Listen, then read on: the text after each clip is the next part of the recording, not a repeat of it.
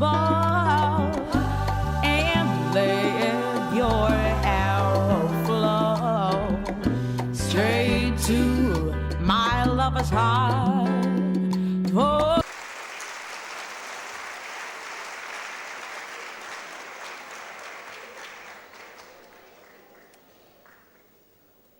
Buenos días a todos y todas. Gracias por la organización, por invitarme, por invitar a la revista Soberanía Alimentaria a este seminario. Desde luego sorprende la asistencia masiva.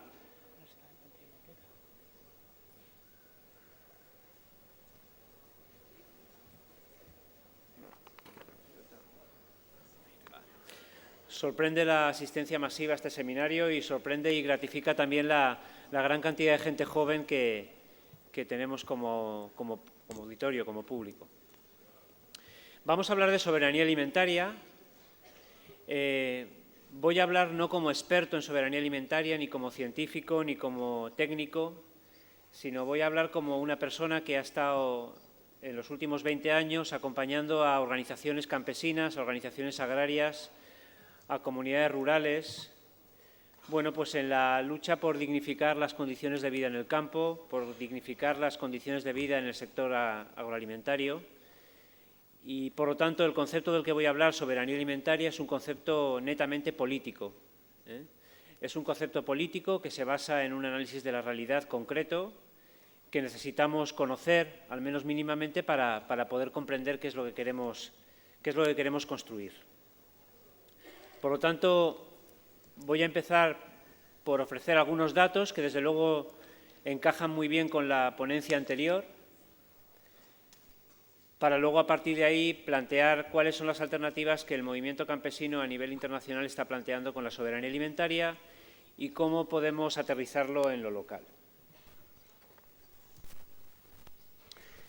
Bien, el Grupo Intergubernamental de Expertos sobre Cambio Climático, que es un órgano consultivo de Naciones Unidas sobre temas de cambio climático, es en este momento el grupo científico más importante respecto a este tema. En el último informe del año 2014 se dedicó fundamentalmente a analizar el sector agroalimentario, planteaba algunas cuestiones básicas. La primera, y es de donde partimos, el actual modelo agroalimentario es insostenible, injusto e inviable y tiene una enorme repercusión sobre el ecosistema tierra. Es insostenible, es injusto y es insolidario, es inviable. Desde luego, el modelo agroalimentario actual, que genera alimentos suficientes para alimentar a todo el planeta, sin embargo, permite que más de 1.000 millones de personas en el mundo pasen hambre. Además, curiosamente, el 70% de esas personas que pasan hambre son pequeños agricultores y agricultoras que en principio tendrían capacidad para producir sus alimentos y, sin embargo, pasan hambre. No podemos olvidar que el 70% de las personas que pasan hambre son mujeres y son mujeres campesinas. Además, ese mismo modelo agroalimentario expulsa cada año a 1 millón de campesinos y campesinas de sus tierras. Y además es insostenible a nivel ecológico. Entre el 44 y el 57% de todas las emisiones de gases con efecto invernadero provienen del sector agroalimentario. Entre el 44 y el 57%. Por lo tanto, es en este momento el principal sector con repercusión directa en el cambio climático. Una parte muy importante de estos gases de efecto invernadero proceden de la deforestación de tierras agrarias. El avance de la frontera agrícola sobre la base de la deforestación provoca entre un 15 y un 18% de esas emisiones. Los procesos agrícolas industrializados basados en pesticidas, en abonos químicos, provocan entre el 11 y el 15% de esos gases. El transporte de los productos alimentarios entre el 5 y el 6%. El sobreenvasado, el sobreprocesamiento entre un 8 y un 10%, la refrigeración de esos alimentos entre un 2 y un 4% y el despilfarro entre un 3 y un 4%. Por lo tanto, el modelo agroalimentario actual es insostenible. La alternativa al modelo pasa por invertir prioridades. Pero esa inversión de prioridades en ocasiones la vemos demasiado teórica o demasiado alejada de lo que es la realidad del sector que conocemos. Voy a traer aquí un vídeo de una gente joven, es un vídeo muy cortito que muestra ese otro modelo al que nos referimos cuando queremos construir soberanía alimentaria y que cuenta la experiencia de dos jóvenes en Aragón en este caso. Mañana los compañeros de Colombia también supongo que nos mostrarán pues, esta misma realidad desde otras latitudes, de otras realidades, de otros contextos, pero yo creo que es importante que veamos que esas realidades, esas experiencias que mañana los compañeros y compañeras de Colombia nos cuenten, pues también se vive aquí en el Estado español. Por favor, el vídeo.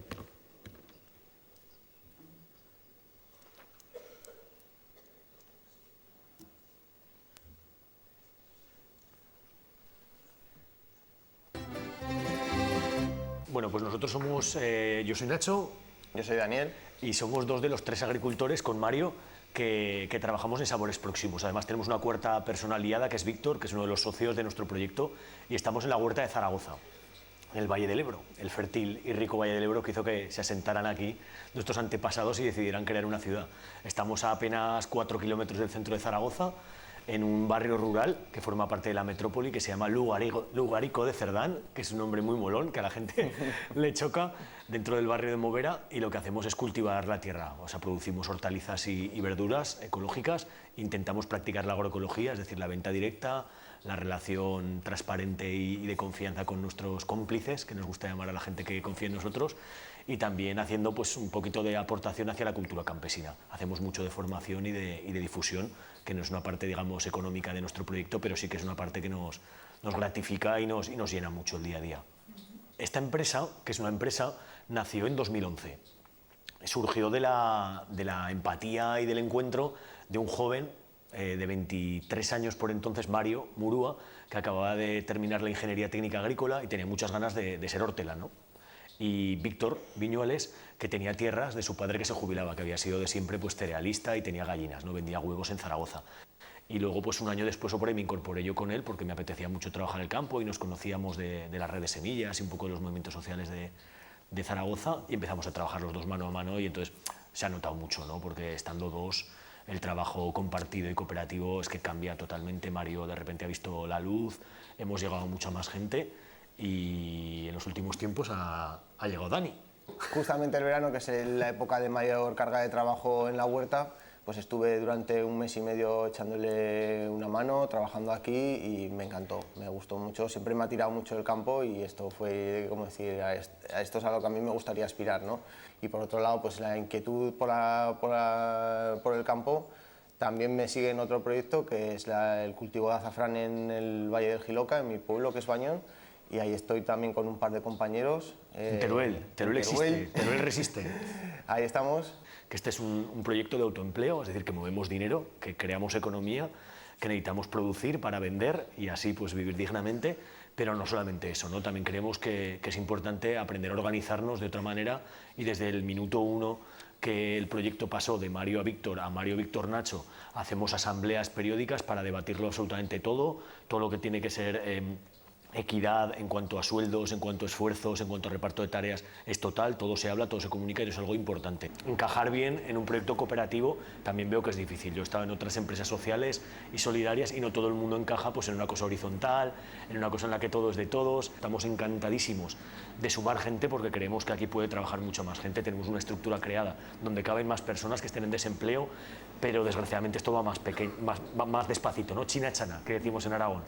¿Da para vivir? Sí, nosotros tenemos un mini sueldo, ojalá sea un poquito más, y desde luego va a más. ¿Cómo empieza esa canción? La voltaña de baixar, dende siglos de escuchar, o maitín principia ya a despertar, dando trucos con los pies, mincharé de 3 en 3, o tozuelo me fa cuenta lo revés. O morral que prende libros y ficao en o polchón, o recao que casa nuestra me da. A gramática y a historia, geografía o religión, y ellas páginas que por cada pan. Y sobre todo, pues eso, el vivir al aire libre, digamos, como parte de un ecosistema, ¿no? O sea, que en la ciudad es todo un poco más complejo, ¿no? Hay tanto hormigón, tantas estructuras, digamos, cuadriculadas, que yo creo que nos deshumanizan un poquito, pensando en el humano como animal y como parte de la naturaleza, ¿no? Aquí yo creo que somos más conscientes Sí, sobre de todo la lo que vida, la dices tú muerte. de los ritmos de la naturaleza, ¿no? Que en la ciudad los hemos perdido totalmente. Y estamos tres, ¿no? Pues tres, cada uno en una punta haciendo una cosa, ¿no? Pues vamos a intentar estar los tres en la misma actividad y los tres a la vez cosechamos y los tres a la vez entutoramos los guisantes y los tres a la vez arreglamos un plástico en el invernadero. Y hablo por mí, pero sé también un poco el entorno de Dani y el de Mario, nos apoya muchísimo y la mayoría de nuestros amigos, de hecho, tenemos la suerte de que vienen a la huerta a ayudarnos, que no es algo que a mí me parece alucinante. Yo nunca en mi vida he ido al trabajo de otro a echar una semana de jornada laboral por el morro. No, bueno, es que tengo vacaciones, me va a venir una semana aquí, tú que eres albañil y voy a hacer la casa contigo. Yo personalmente no lo he hecho nunca. Igual hay gente que lo ha hecho y sin embargo aquí raro es el día o la semana que no tenemos una o dos personas que sin ningún interés personal vienen simplemente por estar con nosotros. Te da vida, no te da vida. La huerta le da vida a las plantas, pero es que nos da vida a nosotros también.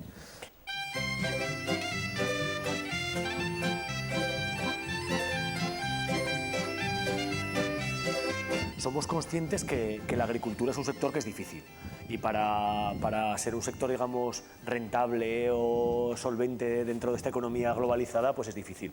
Entonces, una de las pocas ayudas que hay ahora mismo es una ayuda europea. Entonces, claro, son unas condiciones, nosotros las hemos aceptado, nos ha servido para comprar algún apero para el tractor, que el tractor lo tenemos heredado de la familia que llevaba estas tierras.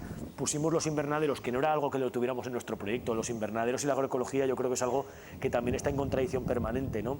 Tramitado, nos la pagarán, ya sabéis cómo van las administraciones, cuando se pueda. Lo bueno es que nosotros no nos hemos endeudado, gracias a esa red que tenemos de cómplices, la gente nos ha prestado pasta, somos parte de COP57, pero no ha hecho falta que solicitáramos un préstamo a esta cooperativa ética. Y bueno, ha sido como un impulso, sobre todo para tener algo más de infraestructura. Somos vida campesina en el sentido de que estamos aquí trabajando la tierra, haciéndolo aquí cerca de Zaragoza, todo lo que explicaba de las relaciones, cómo nos relacionamos aquí en la huerta entre nosotros, las relaciones que establecemos y cómo las establecemos también con la gente que nos compra. Pues estamos creando esa vía. Estamos hermanos, además, no con 4 gatos, que en la televisión no saldremos, o saldremos muy poco, saldremos un poco, digamos, ninguneados, un poco caricaturizados, ¿no? A veces el agricultor joven o el neorrural, así en plan como despectivo, no, somos millones de personas con inquietudes similares y con una energía común que es la que puede permitir que por lo menos el campo esté vivo. Ya no voy a decir que nosotros vamos a transformar el mundo, pero en relación con mucha gente, claro que lo estamos haciendo ya.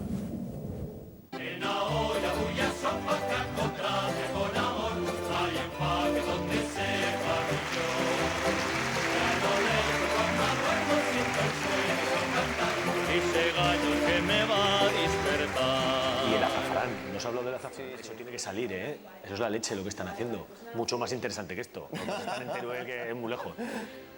Bueno, pues frente a ese modelo agroalimentario depredador e insostenible del que hacía referencia al principio de la exposición, quería traer pues imágenes como esta que muestran un modelo diferente. Un modelo además respetuoso, sostenible, solidario, comunitario, de gente joven que se está uniendo a él. Y ese es el que queremos traer con el concepto de soberanía alimentaria. Para entender ese concepto de soberanía alimentaria es importante situarnos en el marco o en el contexto en el que surge el concepto, ¿eh? Y voy a dar 4 fechas importantes porque sin ello no podemos entenderlo. En el año 92 se reúnen en Nicaragua, en un congreso de una organización agraria de allí, 60 organizaciones de Europa y de América Latina. También en el año 92 es la primera de las grandes reformas de la PAC, supuso la adecuación a los mercados internacionales de la agricultura europea y la eliminación progresiva de lo que se llamaba preferencia comunitaria. En el año 94 no podemos olvidar que se celebra la Ronda de Uruguay y entran en vigor los acuerdos de la Organización Mundial del Comercio, que supuso la liberalización internacional del sector agrario. Y en el año 96 también se celebra en Roma, organizada por la FAO, la Cumbre Mundial de la Alimentación, que lanza el concepto de seguridad alimentaria. En ese marco, en ese contexto, y con esa crisis del sector agroalimentario a lo que me he referido, surge un actor fundamental que eleva el concepto de soberanía alimentaria a categoría política y qué es el campesinado. El campesinado como sujeto político siempre había sido invisibilizado. Invisibilizado porque le atribuimos una serie de valores o características que entienden que es una persona individualista, que no se relaciona con otros, que desde luego no tiene capacidad de movilización y, sin embargo, en el año 92-96, pues surge con fuerza como actor político. En el año 92 nace en Europa la Coordinadora Campesina Europea. También en el año 92 se celebra la campaña 500 años basta y nace la Coordinadora Latinoamericana de Organizaciones del Campo. Y en el año 93 se celebra la primera conferencia internacional de lo que hoy es el movimiento internacional más sólido y más grande a nivel global, que es la Vía Campesina. La Vía Campesina es un movimiento internacional que aglutina a más de 200 organizaciones campesinas de todo el mundo, que tiene una base social formada por más de 10 millones de campesinos y campesinas y, desde luego, está presente en todos los continentes. Ese movimiento internacional, que es la Vía Campesina, es la que eleva ese concepto de soberanía alimentaria. ¿Qué es la soberanía alimentaria?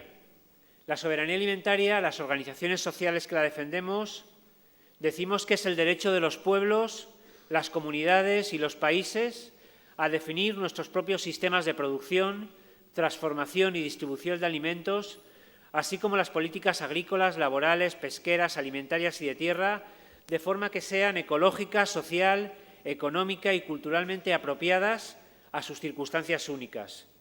Esto incluye el verdadero derecho a la alimentación y a la producción de alimentos, lo que significa que todos los pueblos tienen derecho a una alimentación inocua, nutritiva y culturalmente apropiada, y a los recursos para la producción de alimentos y a la capacidad para mantenerse a sí mismos y a sus sociedades. La soberanía alimentaria, como concepto, implica una serie de principios y contenidos básicos. Implica defender el derecho a la alimentación. Los alimentos no pueden ser una mercancía. Los alimentos son un derecho. No puede ser que los alimentos sean tratados como una mercancía sin más al servicio de los mercados internacionales, sino que la alimentación es el derecho básico que cualquier persona tiene que tener para poder vivir. Además, implica también el derecho a producir alimentos. Implica el derecho de los millones de campesinos y campesinas para producir alimentos y poder mantener sus vidas. Implica también el derecho de la mujer campesina, que no podemos olvidar que juega un papel fundamental en la producción, en la elaboración, en la transformación de los alimentos y que, sin embargo, permanece relegada a un segundo plano a nivel social y político. Implica también que los recursos productivos, la tierra, los bosques, los caladeros, las semillas, sean considerados como bienes comunes, al servicio de los pueblos, y necesitan de acceso y control democrático. No puede ser que las tierras, las semillas, sean consideradas mercancías al servicio del capital. Implica también la opción por un sistema de producción campesino, familiar o comunitario, que nos aleje de esos sistemas agroindustriales y que nos acerque más al modelo que nos han transmitido estos dos jóvenes de Zaragoza. La opción por un modelo productivo agroecológico y, por último, la opción por los mercados locales y por el control ciudadano de toda la cadena agroalimentaria. El éxito de la soberanía alimentaria yo creo que está basada en una serie de cuestiones que es importante traer aquí. Con el concepto de soberanía alimentaria hemos logrado unir viejas y nuevas aspiraciones de la población rural y urbana. Y es importante tener en cuenta esto, es decir, hemos logrado unir en un concepto, el de soberanía alimentaria, reivindicaciones históricas del campesinado como el derecho a la tierra, con reivindicaciones nuevas por el control sobre los mercados. Con el concepto de soberanía alimentaria hemos unido en red miles y miles y miles de experiencias productivas y locales, como la de estos jóvenes de Zaragoza o la de mañana de Colombia. Además, el concepto de soberanía alimentaria ha permitido fortalecer el diálogo político e ideológico entre movimientos sociales, entre el movimiento campesino y el movimiento ecologista, entre el movimiento campesino y el movimiento feminista, entre el movimiento campesino y el movimiento indígena o con el movimiento social urbano que quería recuperar ciudades más habitables. El concepto de soberanía alimentaria rompe las divisiones entre norte y sur. No se trata de campesinos del norte o campesinas del norte enfrentadas a campesinas del sur. Se trata de enfrentarnos a un mismo modelo. El mismo modelo que destruye al campesinado en Colombia es el que destruye al campesinado en Canarias. El Mercadona, el Eroski, el Carrefour es el enemigo y no es un enemigo entre campesinos de un país y de otro. Y además conecta con el sentido común de la ciudadanía, conecta con el sentido común de la persona que va al supermercado y no entiende cómo puede estar comprando manzanas de Chile cuando aquí hay manzanas, o plátanos de Ecuador cuando aquí hay plátanos. Es decir, por lo tanto, conectamos con el sentido común de la ciudadanía que entiende que la alimentación fundamentalmente tiene que ser una producción local y cercana. En definitiva, la soberanía alimentaria como alternativa al modelo dominante se enfrenta al desarrollo entendido como urbanización. Durante decenas de años nos han dicho que el desarrollo, el progreso, está en las ciudades.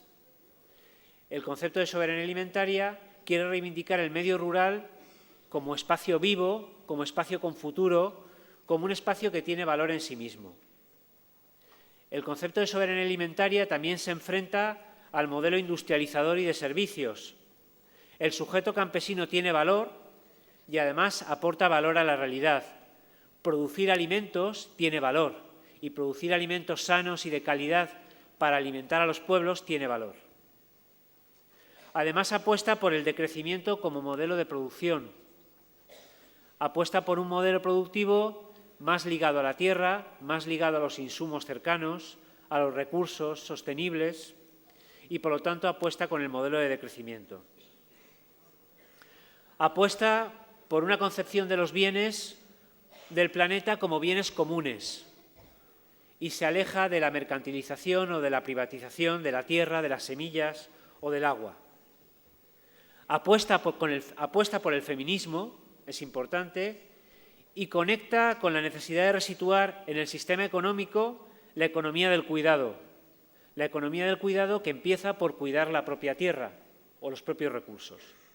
Por lo tanto, la soberanía alimentaria como concepto político vincula a una gran cantidad de movimientos sociales en esta lucha. Dicho lo anterior, necesitamos relocalizar el concepto de soberanía alimentaria, aterrizarlo en nuestros espacios y construir a partir de él realidades concretas en las que proyectos como el de estos jóvenes de Zaragoza pues puedan desarrollarse y progresar. Necesitamos reconstruir la gobernanza alimentaria desde lo local. El movimiento por la soberanía alimentaria creemos en un municipalismo transformador que amplíe el autogobierno y la participación dentro y fuera de las actuales instituciones existentes. El movimiento por la soberanía alimentaria consideramos que la política tiene su espacio privilegiado en el ámbito local y por ello queremos conectar con ese municipalismo transformador.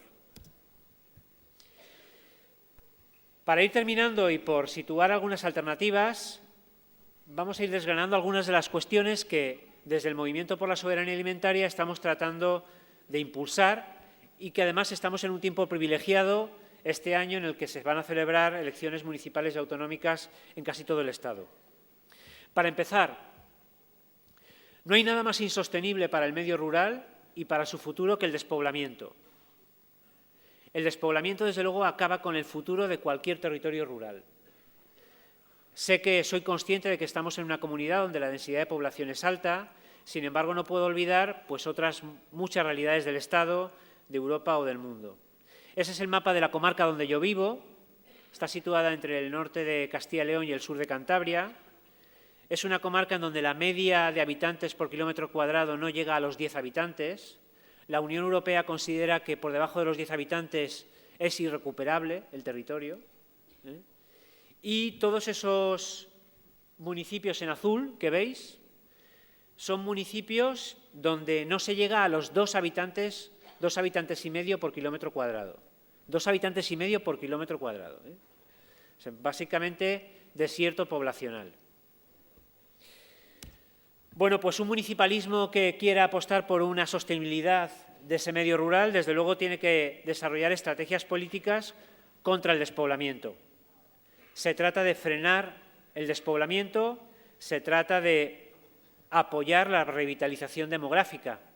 Seguramente en la Comunidad de Canarias, donde estamos, la apuesta sea por desarrollar todas aquellas medidas políticas que traten de afianzar a la población y sobre todo a la población juvenil en los territorios rurales. Y ahí, desde luego, los municipios, los ayuntamientos, tienen mucho que hacer. Hay política de vivienda, política de tierras, política de carácter social que se puede desarrollar desde los ayuntamientos para favorecer que la gente no se vaya, que los activos poblacionales no se trasladen a otras localidades más dinámicas. Una segunda línea de trabajo importante para acceder o para desarrollar ese concepto de soberanía alimentaria desde lo local es democratizar el acceso y el uso de la tierra.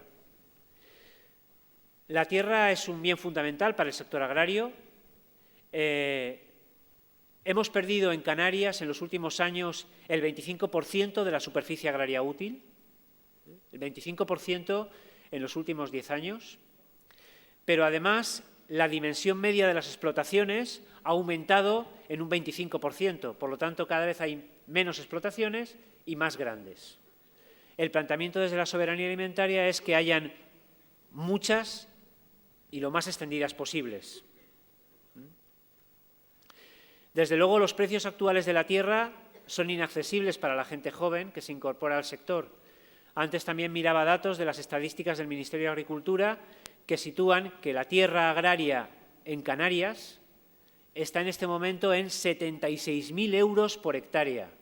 Es decir, es imposible que un joven pueda comprar una hectárea de tierra para dedicarse al campo. 76.000 euros.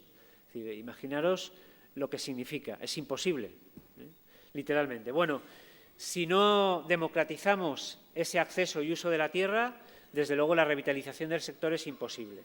Ahí hay cosas que se están haciendo a nivel del territorio del Estado. Se están reelaborando los planes de ordenamiento territorial, buscando nuevas figuras de protección y se están desarrollando, por ejemplo, figuras como los parques agrarios municipales. Parques agrarios que son instrumentos de ordenación territorial que tratan de ligar mucho más la ciudad al campo, ordenando todo lo que es el territorio periférico a la ciudad.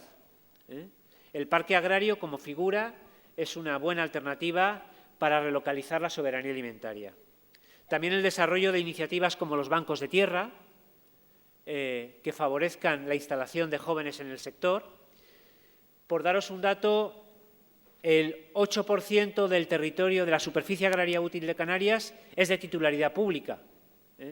Si las instancias administrativas decidieran empezar simplemente por ese 8%, tendrían en sus manos en torno a 5.000, 6.000 hectáreas de tierra agraria útil con la que poder desarrollar proyectos de este tipo.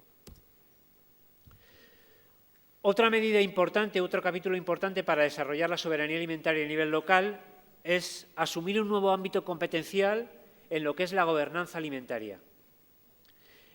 Hay ya diferentes experiencias en el Estado español de consejos agroalimentarios en los que participan los sectores interesados desde la producción al consumo y donde tratan de desarrollar buenas prácticas en el manejo de este sector clave tanto para la sostenibilidad como para la dinamización económica.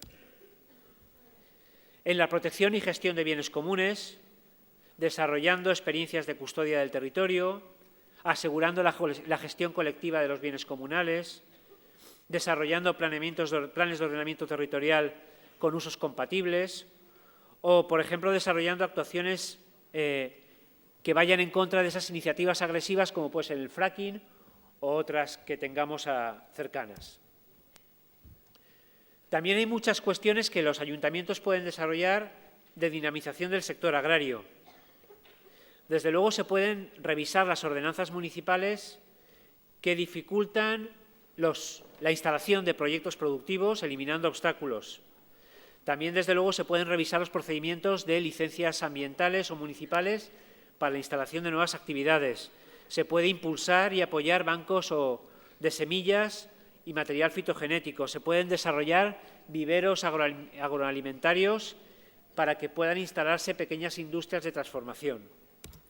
Y, por último, se pueden dinamizar todo el ámbito de la comercialización y consumo de proximidad de alimentos, impulsando los mercados de venta directa, las ferias o otras fórmulas, favoreciendo, por ejemplo, la compra pública local, introduciendo criterios de este tipo en los pliegos de condiciones de los comedores escolares, de los hospitales o de otros centros públicos donde se den comidas, favoreciendo el acceso de los pequeños productores y productoras a esos ámbitos, mejorando los sistemas de abastecimiento alimentario de las ciudades, introduciendo criterios que favorezcan el acceso de los productores locales.